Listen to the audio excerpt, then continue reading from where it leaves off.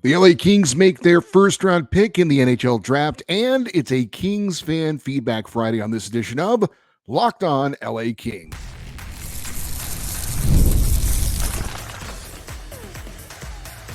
You are Locked On Kings, your daily podcast on the Los Angeles Kings, part of the Locked On Podcast Network, your team every day. Hey, Kings fans, welcome to Locked On LA Kings, part of the Locked On Podcast Network, your team every day. Thanks for making Locked On LA Kings your first listen every day. We are free and available wherever you get your podcasts. We'd love you to leave us a positive comment on Apple Podcasts if you're a fan of the show.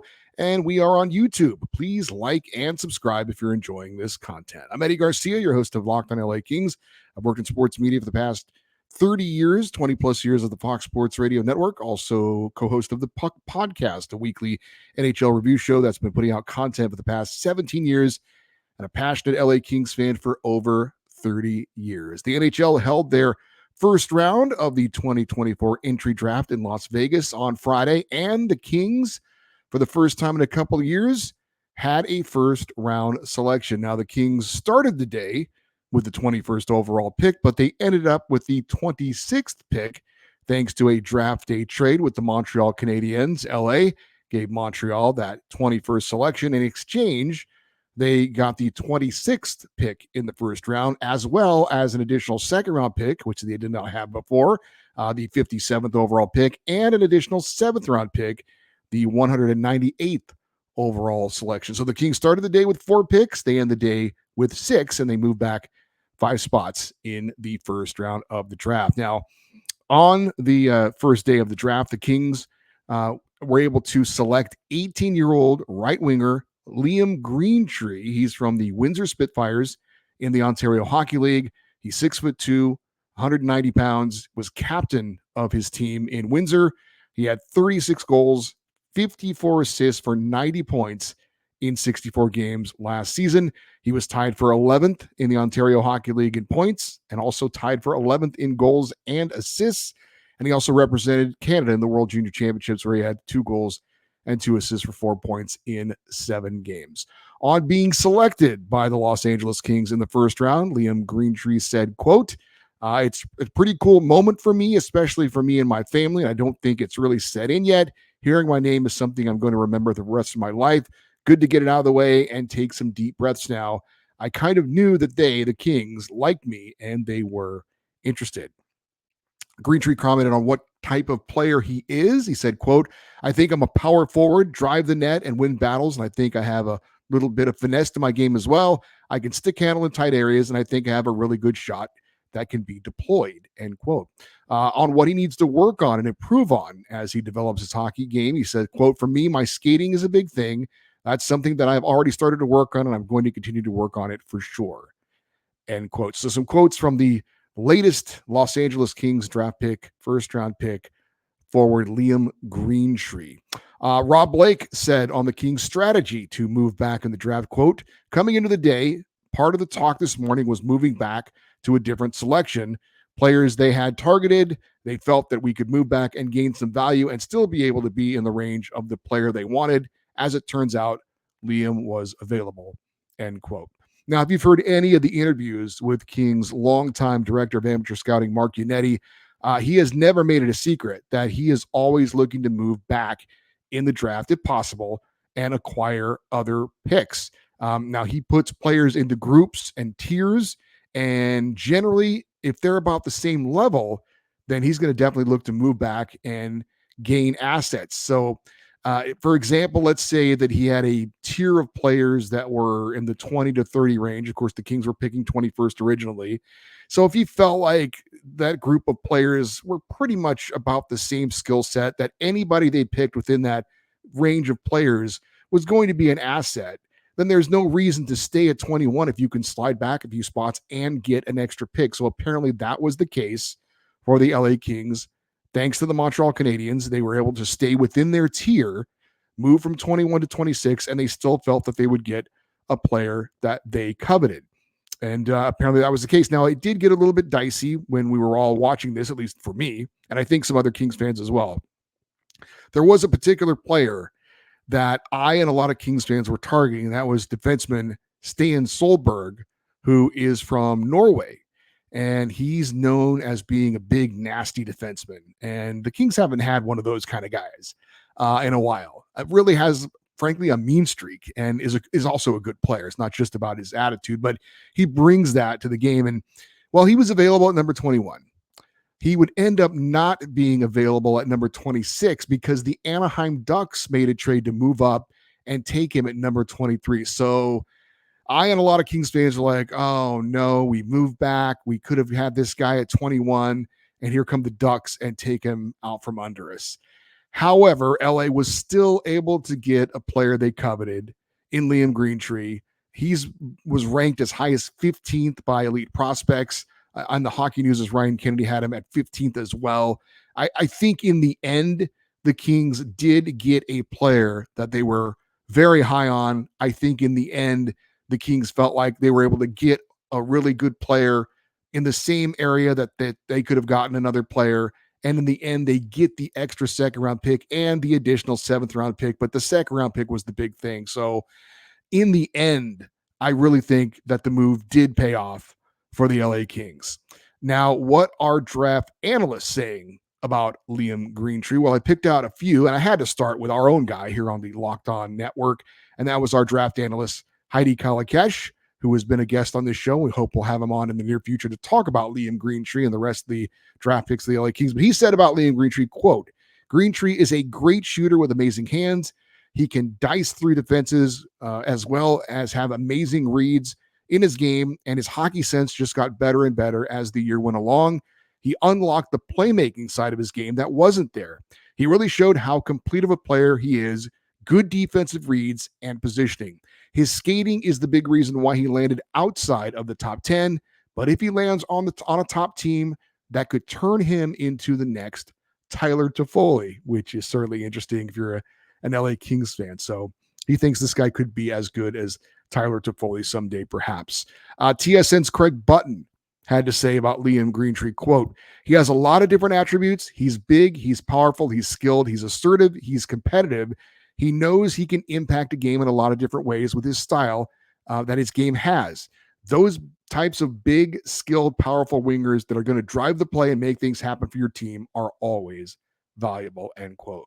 And Tony Ferrari of the Hockey News said about Greentree, quote, "His skating, specifically his acceleration, remains the biggest flaw in his game, but he's so intelligent with how he uses his frame and his puck skills that it doesn't really impede him. He uses teammates extremely well, finding the outlet when space doesn't close on him and then working to get himself at the position to receive a return pass," end quote. So those are what some people are saying about Liam Greentree. Again, I love the pick. I think in the end, the Kings made the right move. It got a little bit dicey there for a while there, but Greentree was still available to him at number 26. The Kings were looking to, if they couldn't add the defenseman, looking to add a winger that can be an impact player. And again, everything I've heard about this guy is that other than his skating, he's got everything else. And skating is something you certainly can work on. And I mean, they said Luc Robitaille was a pretty bad skater as well, and he parlayed that into being a Hall of Famer and one of the highest scoring wingers in the history of the NHL. So I like the pick. I like the move the Kings made to get some extra assets as well. I think it was a very good day for the LA Kings, day one of the NHL entry draft. Hopefully the rest of the weekend, the remaining rounds on Saturday can be as good as well. And if you want to see Liam Greentree in action, apparently he will be at the Kings development camp, which starts this Monday, 9:30 a.m. at the Toyota Sports Performance Center in El Segundo. So if you're able to get out there, you could see the Kings' new number one pick in a Kings uniform skating around the ice there in El Segundo, and that'll be very exciting to check out. And again, hopefully we'll have more good news to talk about with the LA Kings remaining draft coming up on our Monday show. But this is a Friday show, and as you know, that means it's a Kings fan feedback show, and we'll get to that next here on Locked On LA Kings, your team every day. Drive, passion, and patience. What brings home the winning trophy is also what keeps your ride or die alive. eBay Motors has everything you need to maintain your vehicle and level up to peak performance. From superchargers, roof racks, exhaust kits, LED headlights, and more. Whether you're into speed, power, or style, eBay Motors has got you covered. With over 122 million parts for your number one ride or die, you will always find exactly what you're looking for. And with eBay's Guaranteed Fit, your part is guaranteed to fit your ride every time or your money back. Because with eBay Motors, you're burning rubber, not cash. With all the parts you need at the price you want, it is easy to turn your car into the MVP and bring home that win. Keep your ride or die alive at ebaymotors.com. Eligible items only. Exclusions apply. eBay's Guaranteed Fit only available to U.S. customers. All right, let's get to your emails this week, and we will start with the emails as far as the order in which they were received, and they may have been edited a bit for time purposes, so I appreciate your understanding with that. Our first email comes from Gary. He is in Coeur d'Alene, Idaho, and he says, I wanted to give my thoughts on who might make the big club from our prospects. I think Brandt Clark is a given. I also believe that Turcotte, Thomas, and Foggy-Mo will be on the opening day roster. The dark horse is Andre Lee. The Kings need more size, and he played well down the stretch for Ontario. Thanks for keeping the daily Locked On Kings show. I listen to on the podcast sometimes and also watch on YouTube. Go Kings Go. And that was Gary in Idaho. And there's no shame in double dipping or whatever suits your needs. If you're driving in the car and you need to listen to the podcast, it's there for you. And if you have time to sit at your computer at work or at home, you want to watch the YouTube channel, it's there for you too. We appreciate all of our listeners and our viewers to both and or either, whatever you need. I think we talked about this with Russell Morgan on Wednesday's show as well. And I'm kind of in line with him, and I'm kind of in line with you, Gary. I think Clark is a given. I think Turcotte and Thomas, Alex Turcotte and Nikhil Thomas, I think they're going to be there as well. Samuel Fogamo is the one, and Russell Morgan agreed. Not sure about him. Hopefully he can have a good showing in the preseason and get an opportunity, because I think he certainly has some skills that if he can, get it going at the NHL level, could really be an asset for the LA Kings. Andre Lee, I agree with you. I think Andre Lee is a dark horse. You're right. He's got good size, and he played well down the stretch for the Ontario Reign. So that's a guy to keep an eye on as possibly a bottom six forward for the LA Kings come next season. Jeremiah in Hawthorne checks in. He says, I see that the Kings are interested in Jake Gensel, Jason Zucker, and Jacob Chychrun. Do you think Rob Blake is thinking about any of these names? Well, I've heard Jake Gensel as well, and you're talking about one of the top unrestricted free agents available. So there's going to be a lot of demand for him, and the Kings, if they are interested in him, will have some stiff competition. I think that the big names in free agency, Gensel, Steven Stamkos, so I know we're going to mention later with some emails, Sam Reinhart, I think even Jonathan Marchessault. I don't know that the Kings are going to be in competition for any of those guys. Those are the top of the top, but I think there's certainly some. Look, I've said Tyler Toffoli, and I know there's some sentimentality there as well, but he's, I think, a guy who's maybe on that second tier who could still be a really big asset for the Kings. Obviously, it would be, I think, a big hit with the fan base as well. And let's be honest, Rob Blake is looking to do anything he can to try and get on the good side of Kings fans, but it makes sense from a hockey standpoint as well. It's not just about good PR, but we'll see. There's certainly optimism that maybe the Kings will try and take a big swing again. That would be interesting after that big swing and miss with Pierre-Luc Dubois, but we shall see. Jason Zucker, that's a guy the Kings could bring in, a veteran guy. He'll give you 15 to 20 goals. He can play wing on the third line. That's a possibility. And I mean, Jacob Chychrun, one of the first shows I ever did was about Jacob Chychrun, and we've heard his name so often with the Kings. It seems like eventually at some point it has to happen, but he's not a UFA, by the way. He's not, like these other guys that we're talking about. He's still under contract next season for Ottawa, and he's got a limited trade clause, no trade clause. So the Kings would have to give up something to get him from Ottawa, and then he's on the final year of a deal that pays him $4.6 million. So then you got to re-sign him as well. Is he willing to re-sign? What's it going to take to re-sign him? So it's obviously more complicated potentially for bringing in a Jacob Chychrun than it would be for signing an unrestricted free agent. Our next email comes from Mike Lopez, and he is in Bermuda Dunes. And he says, I want to voice my thoughts on some perspective on what the plan might have been with Pierre-Luc Dubois. I believe the plan was to have him come in and play the second center position until he could earn the number one center spot and allow Kopitar to get a reprieve that he needs over the next few seasons.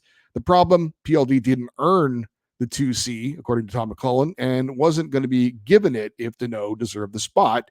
They did move him around a bit. I remember two things. When they tried him on the same line as Kopi, I remember a comment that they were going to do this, going to do the same areas, and it wasn't going to work.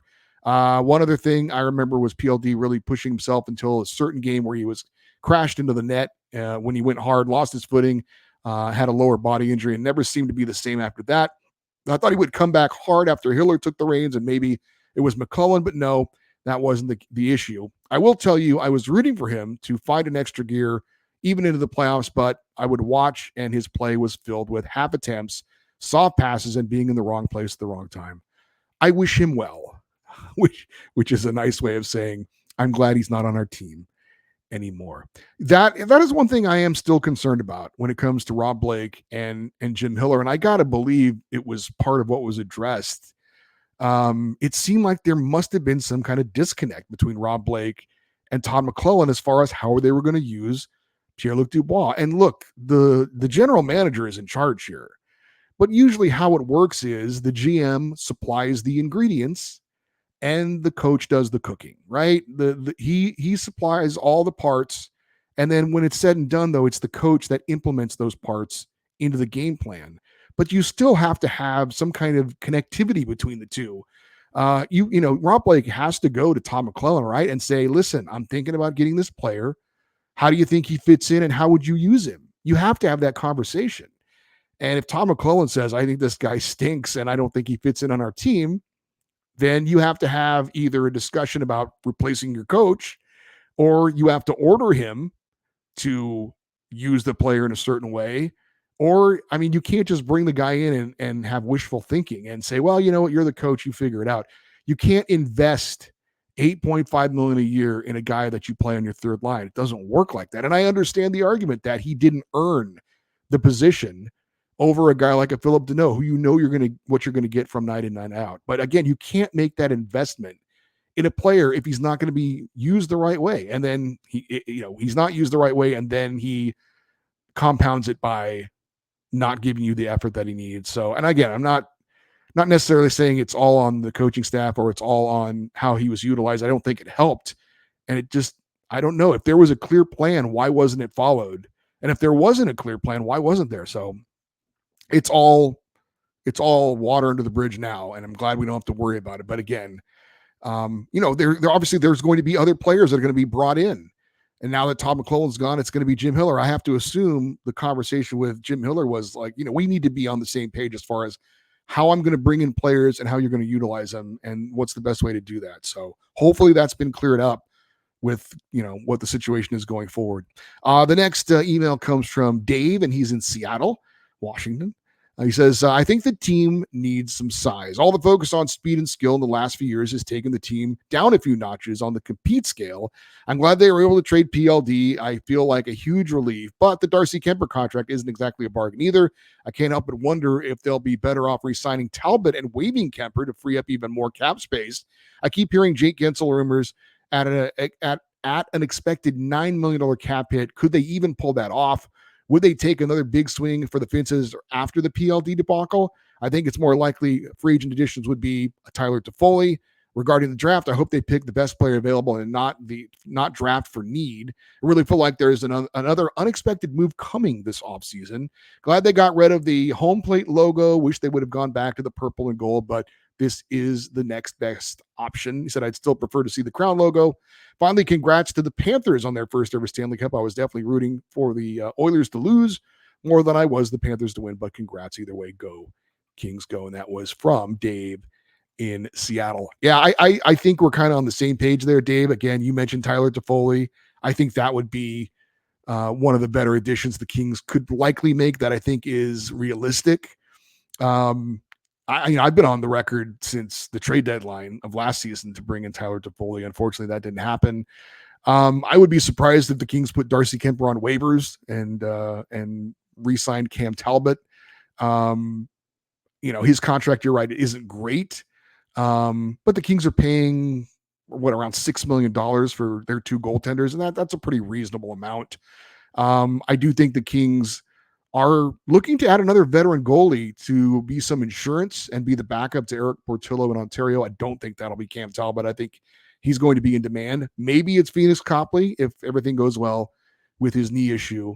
And I do think Rob Blake, again, in the final year of his contract, is looking to get back in the good graces of ownership and fans. And if he's able to make a big splash again and take another swing, I think he'll take another swing.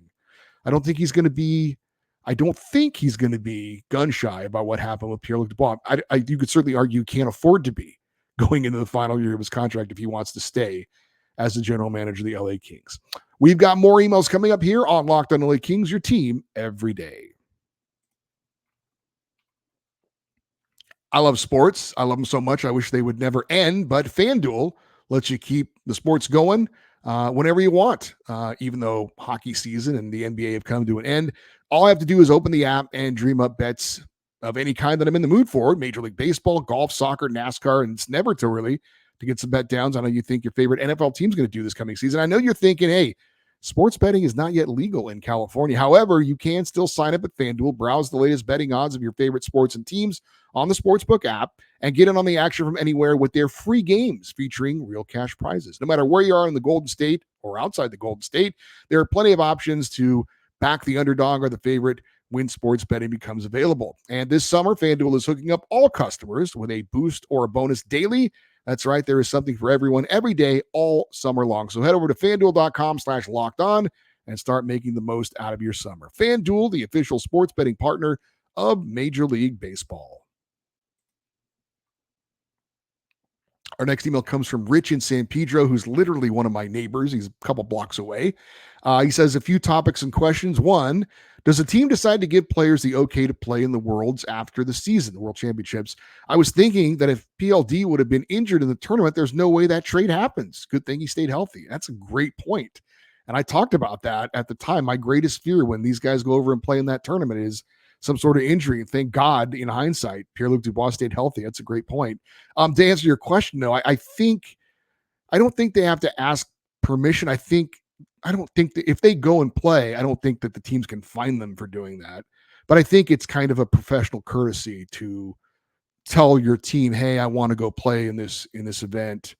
Do I have your blessing? And the Kings will probably say yes. That's my understanding anyway. He says, as far as the final, I'm with you. I was happy the Panthers won. My reasons, gotta hate the Oilers. They're now a legit division rival after eliminating us 3 straight years. I hate their fans. They think they're so entitled and they're very cocky, always blaming the refs for their shortcomings. And most important, it keeps Corey Perry's curse alive. I'm pretty sure I'm not the only one that hates him. He says, I love the New Jerseys. Is there any way you can let us fans know 100% if we commit to paying almost $500 for an authentic jersey or even a replica that we are not going to get the stupid insurance logo on the chest? No way I'm buying a new jersey with that logo. I know Team LA stores were selling the home plate jersey with it last year. Well, Rich, my understanding is that if you're going to get an authentic jersey, then the Mercury insurance patch is a part of that.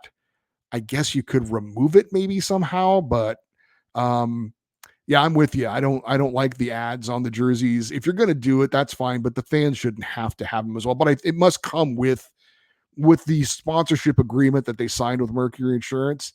That part of the deal was the patch had to be on the authentic jerseys that the fans would buy. I think you might be able to get a replica without, I think, but I'm not even positive about that. But I'm almost positive that the authentic jerseys will come with the advertisement on them.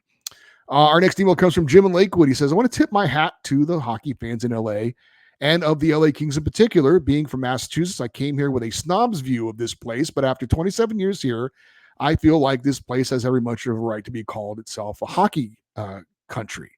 Hockey fans here are unique, not as passionate as other states in some areas, but as loyal as the people in those states for sure.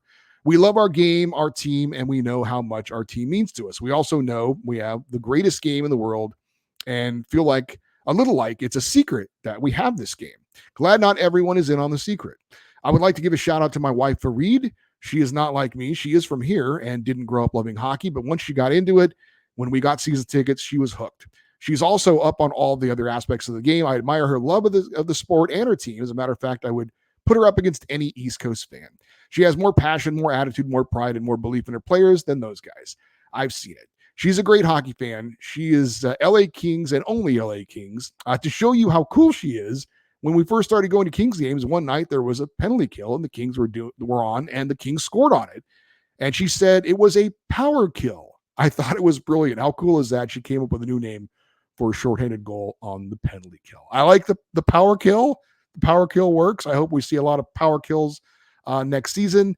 It's funny you say that. I know when I first really got passionate into hockey, I tried to convert everybody I knew. And a lot of times I got frustrated because they just wouldn't get on board with me with hockey. And it started to make me a little bit bitter. And then I guess I got a little older, a little more mature, and I said, you know what? I will do everything I can to promote this sport. And if any of my friends are interested, I'd love to help them with it. But I'm done beating my head against the wall trying to tell everybody how great this sport is. If you don't want to watch it, and if you're not interested in giving it a try, then that's on you. But if you are interested and you want to know more about it, I would love to help you that. During Game 7 of the Stanley Cup Final, one of my coworkers who's not a hockey fan was texting me and asking me questions, and I was thrilled to be able to text him back and hopefully, maybe that's a little step in getting someone to try something new. A lot of people in this country, in certain parts of the country, they don't want to try new things. They feel maybe intimidated. They don't know the rules. They don't want to look stupid because they don't know. They don't want to ask questions. So that's unfortunate, but it's awesome. Jim, I've met your wife. She's a lot of fun, and she is definitely very passionate, and hopefully we can have that Locked On Kings watch party at your place next season, and then some of our fans can maybe meet her. But there's no bigger thrill than turning people on to hockey, and my wife is an example of that as well. She was not a hockey fan when I met her, and now she's a huge LA Kings fan, which is awesome. Our final email comes from Edwin in Brea, and he says, with free agency, the Kings have about $22 million in cap space after the PLD trade. I'm hoping the Kings sign Byfield to a bridge deal of $5 million. If that happens, then we have about $17 million left. And I say, since management was bold last season, do it again for the right kind of player. Go after Steven Stamkos at the right number of about $7 or $7.5 million per season. One reason the Kings got bounced out of the playoffs was because that they had a hard time scoring consistent goals. Kopitar's past his prime. Fiala and Kempe are hot and cold, so why not give Stamkos a try? He's a right-handed shot, which the Kings need or don't have any of now. He can help the power play. He's also a proven winner with 2 cups. If not Stamkos, maybe Jake Gensel or Jonathan Marchessault would be awesome choices. And also a reunion of Tyler Toffoli would be logical if none of the players I mentioned works out. And I'm also hoping the Kings bring back Alec Martinez to help out our defense with Spence and Clark on the blue line now. Goaltending is good for now. Let's see what happens after the draft and free agency. Go Kings, go always. And that is the closer, Edwin in Brea, who is usually our final email that we read because he's usually the one who sends the email last in the email inbox. Well, I will say this about Steven Stamkos. He's coming off a contract that was paying him $8.5 million a year, and I'm pretty sure he's looking for a raise. So if he's going to take a hometown discount, it would be for Tampa Bay, which apparently he's not doing. All reports are he's going to test free agency. That would be an amazing thing to have the top 2 picks in the draft back in the day, Drew Doughty and Steven Stamkos on the same team. I don't see it happening. I'd love to see it. I don't see it. Like I said, I think a lot of the top tier UFAs, Gensel, Stamkos, Marchessault, Reinhart. I don't think the Kings have much of a chance with those guys, but I do think, like I said, those second tier kind of UFAs, I think of Chandler Stevenson, Max Domi, Tyler Bertuzzi, Jake DeBrusk, Tyler Toffoli. I think those are the guys the Kings probably will be looking to come in to add to the offense and the forward lineup. All right. Thank you to everyone who took the time to email. I appreciate it. As always, this show isn't possible without your participation. So thank you for that. For you everydayers, and by the way, if you want to get an email in for a future show, lockedoneddie@gmail.com is the email address, EDDIE. Stay connected with the show on social media. Lots of tweets over the weekend about what the Kings are doing with the draft. You can follow us on X, Twitter, and Instagram at Locked On LA Kings. For you everydayers, those of you that listen and watch Locked On LA Kings every day, obviously Monday's show will have a big recap of day 2 of the NHL draft with the 5 picks remaining for the LA Kings in rounds 2 through 7. Hopefully sometime this week we'll have at least one special guest to try and talk about the draft for the LA Kings to get some other opinions on it as well. And of course, next Friday we'll cap it off with another fan feedback show, and we'll talk about whatever else comes up along the way for the Kings as well, with free agency starting on Monday. Next week will be a big week of shows as well. I'm Eddie Garcia. Thank you for listening and watching this episode of Locked On LA Kings, part of the Locked On Podcast Network, your team every day. Thanks for watching, and we will talk to you on Monday. Have a great weekend. And as always, go Kings go.